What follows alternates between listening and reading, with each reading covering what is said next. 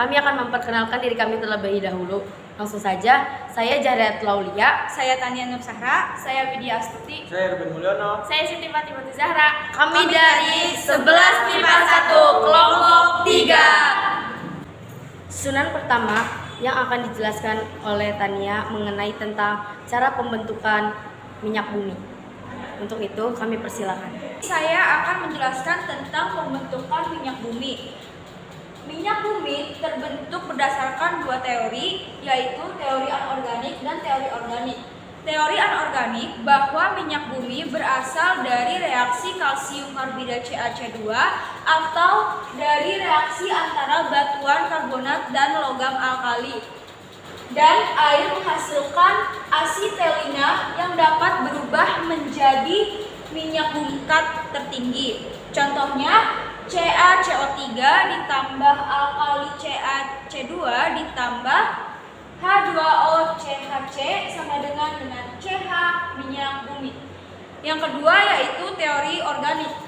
Teori organik bahwa minyak bumi terbentuk dari pelapukan dan penguraian secara anaerob jasokrenik atau mikroorganisme dan tumbuhan laut dalam batuan berpori. Proses ini terjadi dalam waktu jutaan tahun yang lalu. Terima kasih. Selanjutnya akan menerangkan mengenai tentang pengolahan minyak bumi yang akan disampaikan oleh Ruben Mulyono. Perkenalkan, nama saya Ruben Mulyono. Di video kali ini saya akan memberitahu Anda tentang pengolahan minyak bumi. Yang pertama berawal dari minyak mentah, kemudian dibakar oleh tungku dan menghasilkan suhu 400 derajat Celcius yang akan menghasilkan minyak pelumas, lilin, parafin, dan aspal. Kemudian di suhu berikutnya ada suhu 370 derajat Celcius yang menghasilkan minyak bahan bakar industri. Dan di atasnya lagi ada 300 derajat Celcius yang akan menghasilkan diesel. Kemudian suhu yang agak dingin terdapat suhu 200 derajat Celcius akan menghasilkan kerosin atau minyak tanah. Kemudian di atasnya lagi terdapat suhu 150 derajat Celcius yang akan menghasilkan gasolin atau bensin. Kemudian yang terakhir ada suhu 20 derajat Celcius yang akan menghasilkan gas petroleum. Yang ketiga akan dijelaskan oleh saya. Berikut ini saya akan menjelaskan mengenai tentang kandungan minyak bumi. Yang pertama ada logam dan yang kedua ada nitrogen dengan lambang N. Yang ketiga ada oksigen dengan lambang O. Yang keempat ada sulfur dengan lambang S. Nah, yang kelima ada hidrogen dengan lambang H. Dan yang terakhir ada karbon dengan lambang C. Yang keempat ada kegunaan minyak bumi yang akan dijelaskan oleh Saudari Widya Astuti. Selanjutnya, saya di sini akan menjelaskan tentang kegunaan minyak bumi.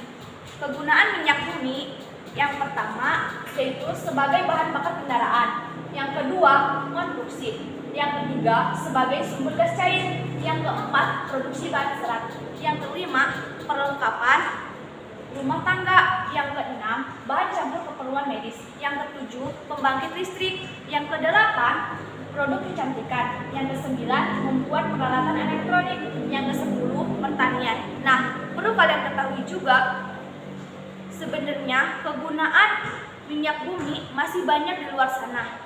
Yang terakhir, dampak minyak bumi yang akan dijelaskan oleh Siti Fatimah Zahra.